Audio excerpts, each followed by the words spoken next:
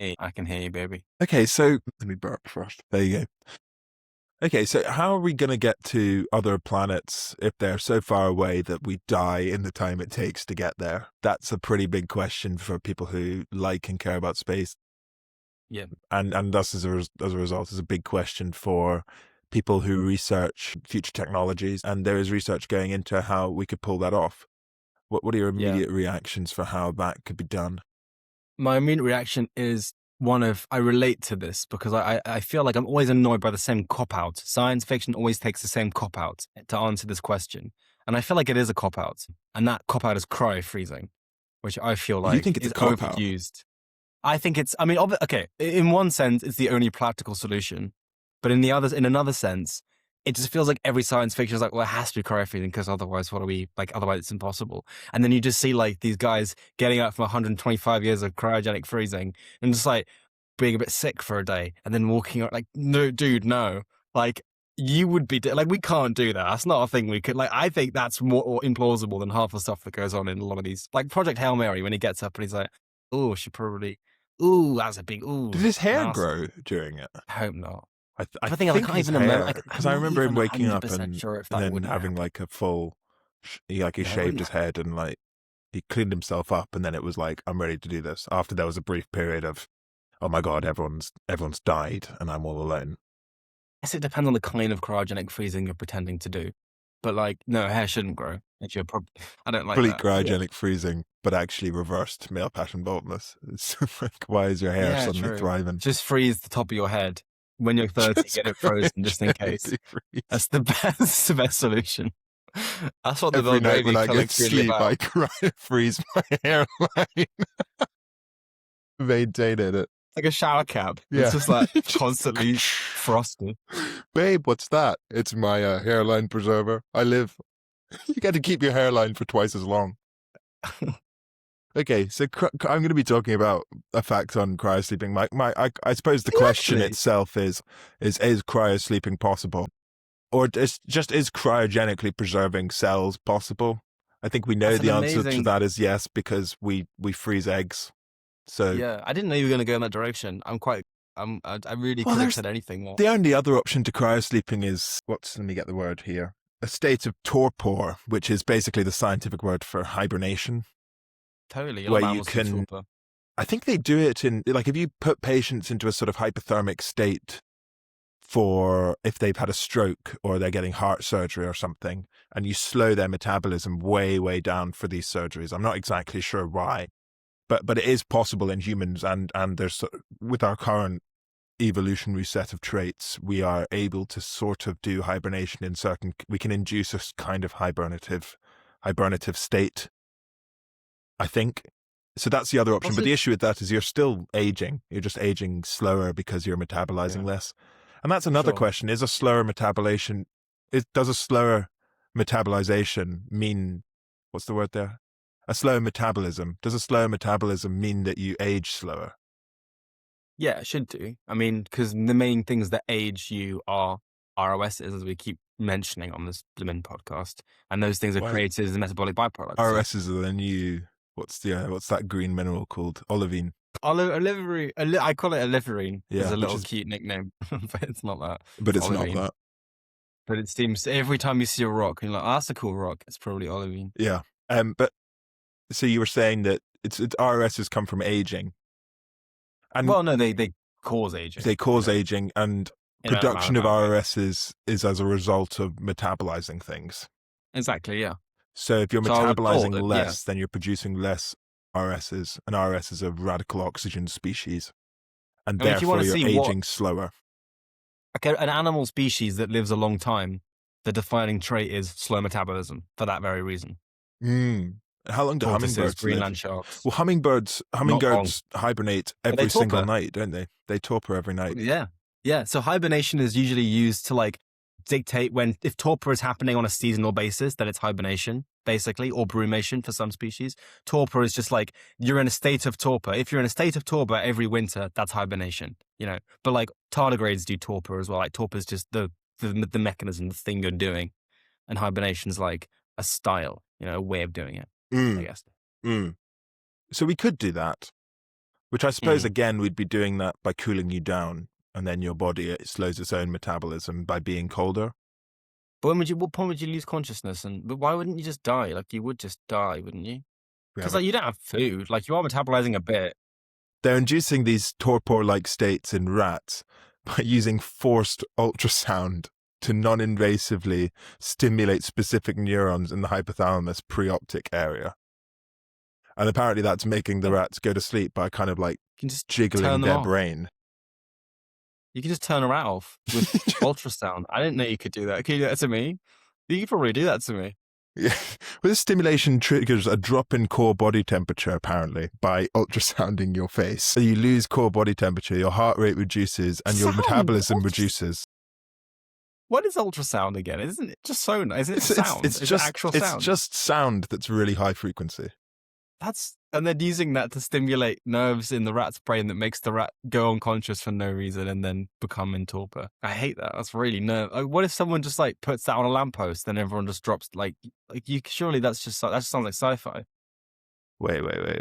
Yeah, it's just ultrasound is just sound outside of our hearing limit. So dogs can probably hear some ultrasound. If you made a gun out of that, you could just go beep and then hibernation ray. Well, I mean, you could make an antihistamine gun, couldn't you? And I suppose, I mean, Sam, realistically, it's better to just like put chloroform in the air or something, right? Sure. Anyway, I assume, yeah. This is bad for the YouTube algorithm, I think. If you make a gun, watch list. We have to think of that stuff now, Sam. We're going to be demonetized if we say that in the first 5 minutes. How to make a gun with Sam and Henry. So apparently this is not yet ready for humans, but it is considered a promising non-invasive tool for future clinical use in treating strokes or heart attacks, where basically you want to slow the metabolism down. Or I think you just want to basically put the body to sleep while you deal with the major issue that's going on. What's the difference between torpor and a coma? I want you to answer that. For me, I think a coma is just like you're so messed up in the brain that like you can still do some smooth muscle stuff, but basically you're switched off because of brain damage. But like you can induce a coma medically for reasons that I assume are valid. Yeah, that's a good question. Maybe they're just bonking them on the head. What is a medically induced coma? Temporary, it's just controlled doses of anesthetic or sedatives. Oh yeah, sedatives. Why don't you just give a rat Yeah, what is the difference between torpor and... So they basically like turn you off with drugs and you basically stop breathing by yourself and all of that. And then you have to be intubated and like get your solutions in and your food through tubes. And then you've got a breathing machine that breathes for you. And they closely monitor your brain waves, heart rate, blood pressure, intracranial pressure, making sure that your stage, it's just barbiturates and propofol. It's just hardcore. And they're constantly drugs. Just refueling those, and when they stop giving you those, you wake up. Yeah, you're basically like in a surgical state where you're undergoing surgery, and they just constantly just keep you topped up on that and monitor your head. And so the difference between that and torpor is that torpor, you don't need to constantly fill someone up with drugs. Well, no. But surely you need to intubate them torpor as well. is you've got your body temperature is reduced, and therefore your metabolism slows down. But you're still your metabolism must slow down in a coma as well. Like you're not doing anything. Maybe not as much. But like I just don't. Why do we want that? I'd love to know what the mechanism difference between a coma and torpor is, because to me they feel quite not similar, but I don't know. It feels like I don't know what is unique to what. Values of doing torpor over medically induced coma: a reduced reliance on drugs, because medically induced comas require continuous heavy doses of sedatives, lower metabolic and energy demand. So a medically induced coma primarily lowers the brain's metabolic rate to reduce swelling and intracranial pressure. Torpor is a deeply conserved evolutionary state that slows down the entire body's heart rate, breathing, metabolic. Yeah, so you can induce torpor, and it's more natural. It's more of a natural state that your body has precedence for. It has, deep-seated ability. But also, I think torpor. You've got body-wide reduced metabolism. Whereas I think for a medically induced coma, it's just your brain. I think the rest of your body is still just drugged and working and away. Metabolizing relatively highly, as opposed to torpor, where it's just the whole body is in low power mode. Yeah, animals in natural torpor naturally prevent muscle atrophy and bone loss, apparently. Medically Of induced course. coma, immobilization over several days a week frequently causes muscle atrophy, blood clots, and bed sores. So I prefer this to cryogenic freezing, torpor, prolonged torpor. Well, the issue with I mean, torpor is you'd that still like you'll decay, I feel like. the issue with torpor is you're still alive and working away. Medically induced freezing, you are basically You're dead, not. but we're One of trying the not to advantages are you are mess you up not too alive. much while you're completely dead. Then Yeah. we have to bring you back to life because, I mean, you are, if your body is negative 160 degrees, which is what's required, really, you are a dead person. It's just to describe to you how damaging it is to freeze a part of your body. Yeah, Like so imagine instantly spawning in thousands of tiny knives in the air. Like that's what like ice crystals are. Like they will destroy you. okay, so what was that question you were asking me earlier that I wanted you to bring up later?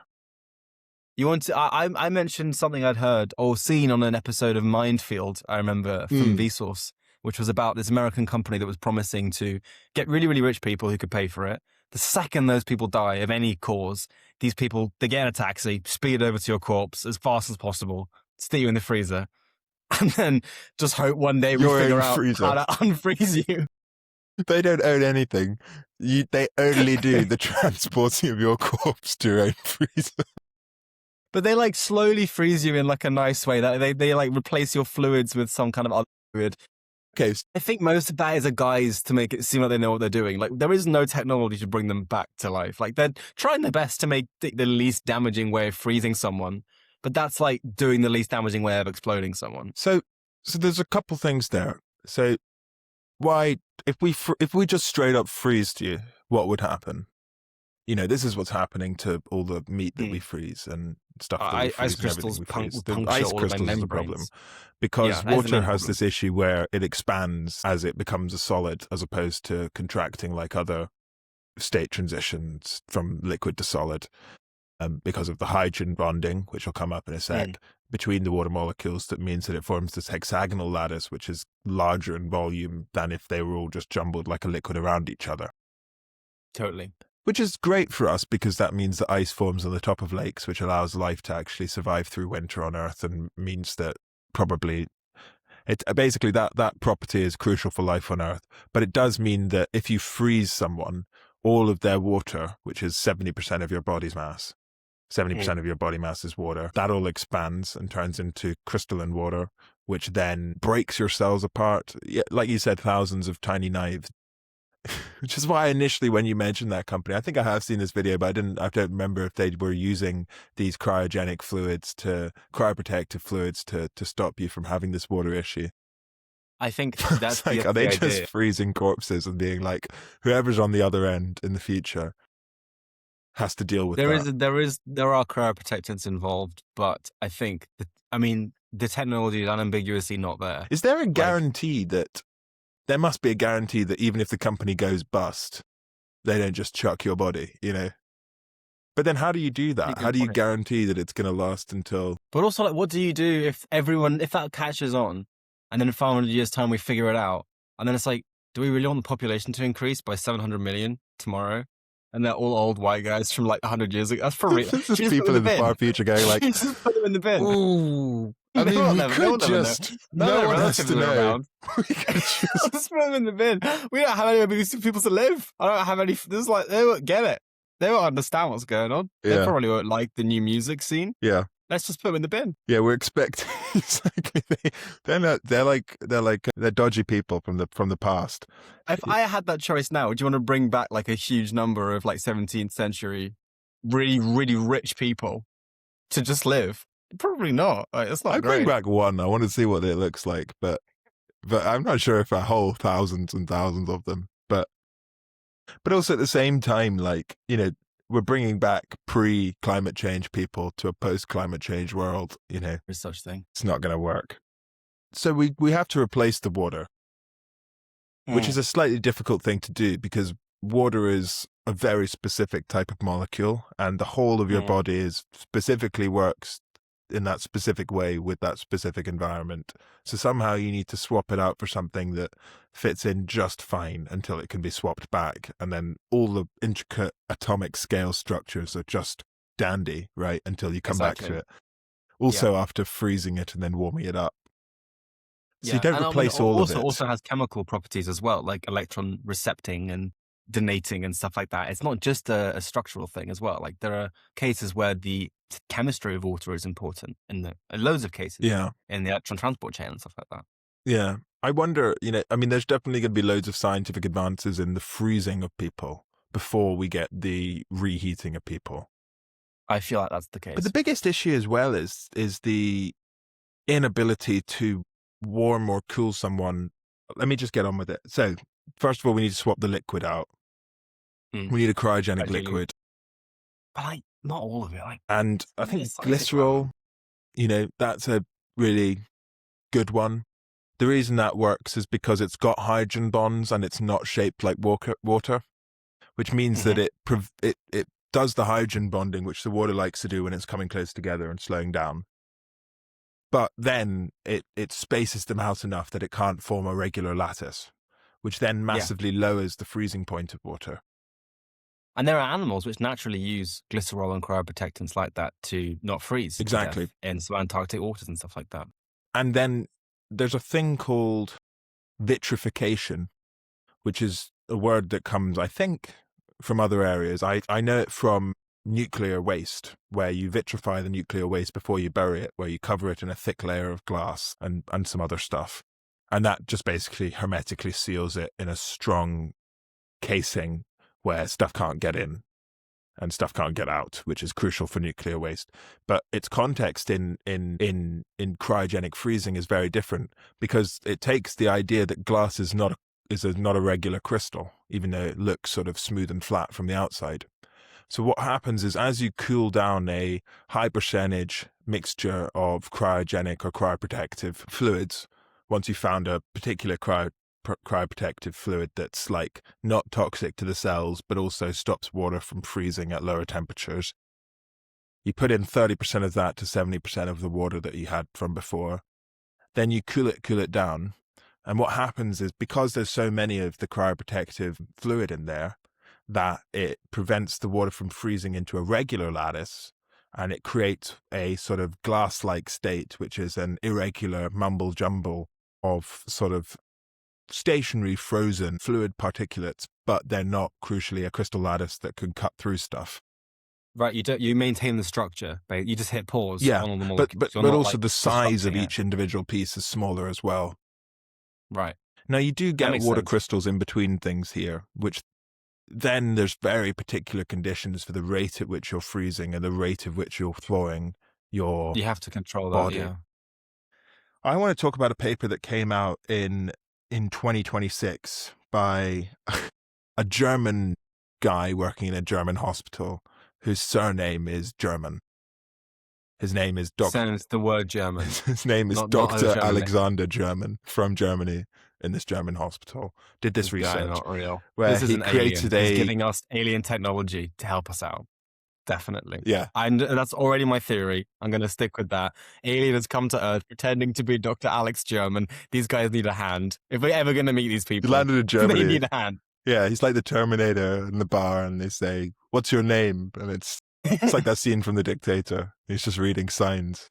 Dr. German, Dr. German of Germany. But he's created a new solution called V3, which I thought was quite funny because I've just finished watching The Boys as a TV show, I was just about to say that. and they've got compound V in there. So he's a German scientist who's created a compound V. And this is a cryogenic mixture of, let me find the exact mixture. Let me find his paper. It's a mixture of dimethyl sulfoxide, which is it's got sulfur, oxygen, and two methyl groups within that molecule. I suspect it's got a similar sort of hydrogen bonding property to glycerol, but it's not the same thing. And then another part of ethylene glycol in there, or ethene glycol. Yeah, and I feel like I've heard a couple of these names before with respect to cryoprotectants used by animals. The dimethyl sulfide one particularly rings a bell. I'm not sure if that's used in sharks or something. Checking, is that? Yeah, so ethene glycol is not glycerol. I just double checked that, but they are different. Yeah, it's got an ethane, and it's got more carbon and some stuff in it, right? Is there any? I don't It's know got the double bonding. compound of both of them, but anyway. So it's got this mixture of ethene glycol and dimethyl sulfur oxide, and chucks those in 30% with, no, maybe not 30%, but it's put this mixture, it's got water in it as well, replaces all of the fluid within a particular area of the hippocampus of rats. Okay. Sorry, It's mice. always rats. Not always rats. I just said it's always rats. So Damn. mice. He Sometimes says, mice. and then he's Sometimes cooled it mice. down rapidly. So you have to cool it very quickly so that you don't get the osmosis uniform, as they I cool guess. down. And you put this mixture in, and then basically because you've changed the gradients in solutes, the cells shrink as the water leaves them. So there's all sorts Right, of yeah. special balances that you have to come in. And if you cool it too quickly, then you get water freezing into big knives inside of your cell, which you don't want. So what you want is a sort of perfect sweet spot in between the freezing too quickly and the freezing too fast, which apparently is like 1 degree per minute or something for large mammals. But then, of course, for these brain slices, you may want to do it way faster than that. And then this brings up our crucial issue, which is like, how do you evenly cool a three-dimensional sort of amorphous object that is the human body? And then how do you design blood first? Huh? Like blood first would be my guess. I would just like, if you want to cool it, like cool it from the outside and then also pump cold liquid into the bloodstream. So you're cooling it from both sides simultaneously. I mean, blood gets around famously, right? If you can pump cold blood around someone, you'll cool them down as effectively. We evolved to warm ourselves up, which is very effective. But you'll be cooling like, no, but on like a cellular basis. So this study like, on we've already got a system designed slices for of like brain. uniformly. So this study on slices of brain was taken on Yeah. slices of the hippocampus of adult mice that were 350 micrometers thick, which is some really thin slices of single brain. integer multiple of the thickness of a human hair, right? So Yeah, just right, okay. wafer thin pieces of brain, right? And then they're freezing them super fast once they've completely replaced it all with V3, compound V3. Super fast cooling, and then they'll wait 7 days, 8 days. They did different time periods, but I think the longest they waited was 8 days of it being frozen with this compound. And then they warmed it up really quickly as well, because you don't want the same effects happening the other way, where if you get to a certain point where it's sort of, because it's the distribution of molecules as well as the speed of those molecules. So you need to find a real sweet spot of cooling and freezing rate, which is unique to whatever percentage you've replaced, which is why I'm thinking for a whole human body, to keep the finger good and to not have a million billion knives in there where basically you get frostbite and it turns black and falls off after 2 weeks, right? Yeah. To do that, you need to know exactly what, solution concentrations there are in your finger, and then you need to hit the exact sweet spot of cooling rate such that it doesn't like destroy your finger on the way up or the way down. So anyway, they had to contend with that. They found this one thing that works for this thickness of mouse brain, and what they realized is that it was able to, I've got LTP written down there, I've forgotten what LTP stands for. Long-term potentiation. Long-term potentiation. So they were able to preserve long-term potentiation in these memories, basically. Basically memories. It was very specific, like strengths of interactions between different neurons in different areas. So like the real core structure of the mouse brain was able to be, I was looking at some of the language used. I didn't look at the exact numbers within the paper, but I was looking at a lot of the language that was used, and they were sort of, there was clearly some damage, but like they were able to preserve enough that they were satisfied that for this particular region of this wafer thin slice of brain, they'd been able to preserve memories for 8 days, right?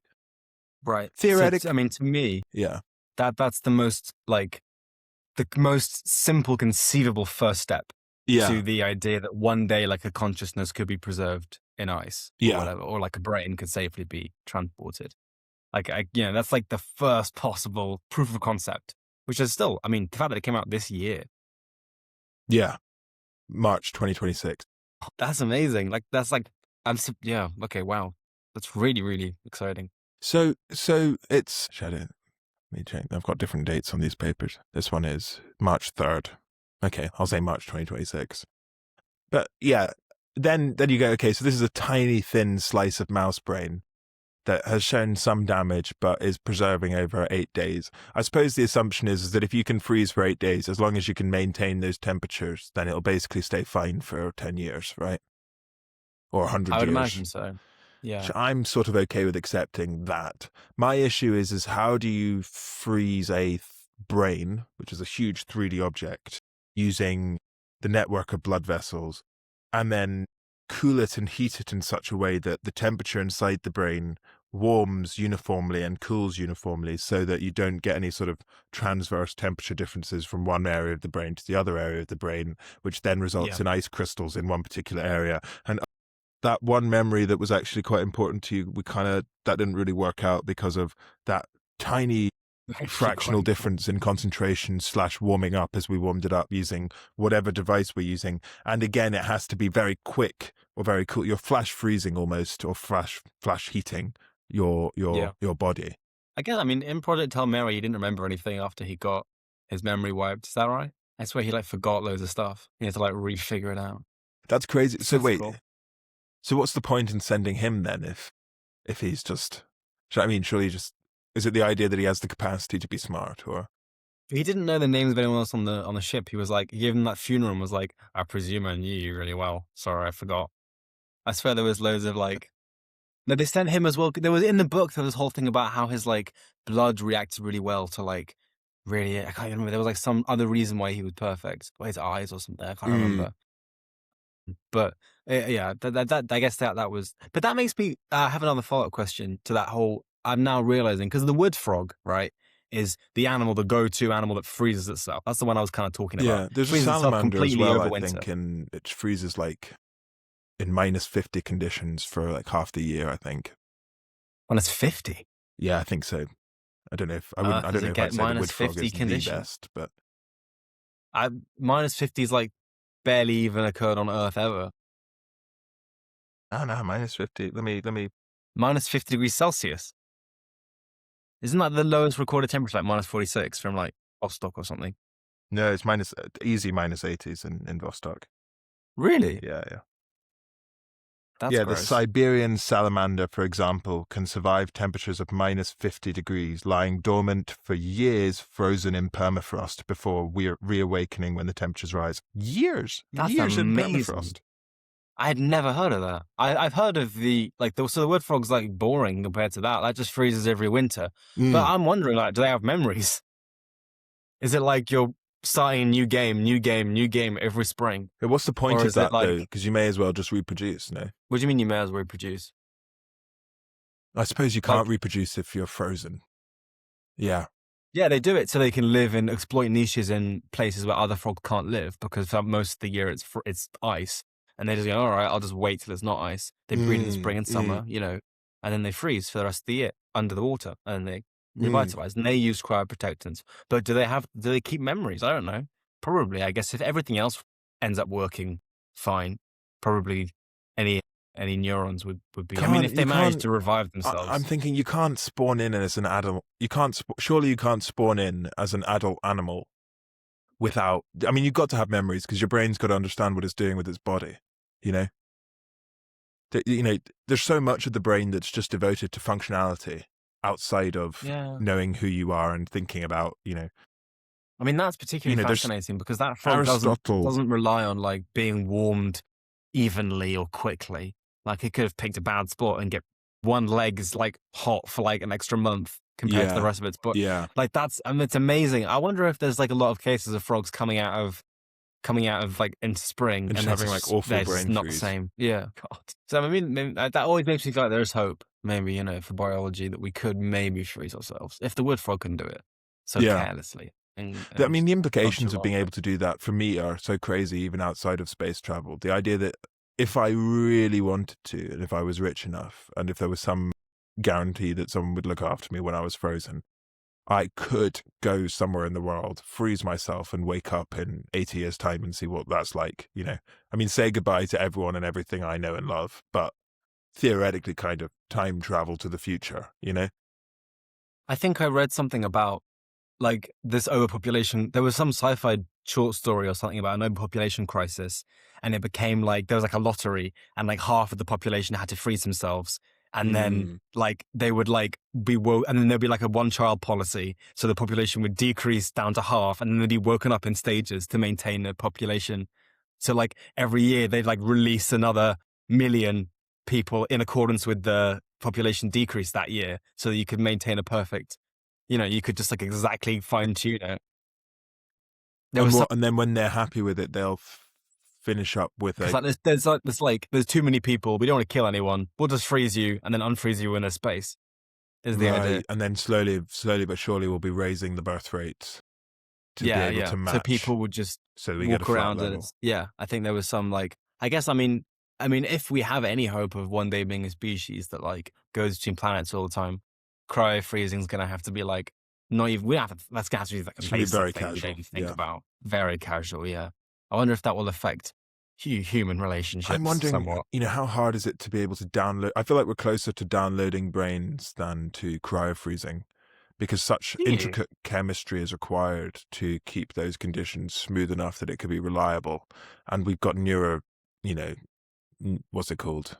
Neuralink and stuff like that. That's, I don't know. No, I that's don't know. interesting. I think they're both a while off, but do you know what I mean? It's sort of like, it feels almost easier to take to store it on something we know we can reliably store and download Mm, onto things, and basically just learn about what information is going on in the brain and how to map that with our amazing computer technology that we now have.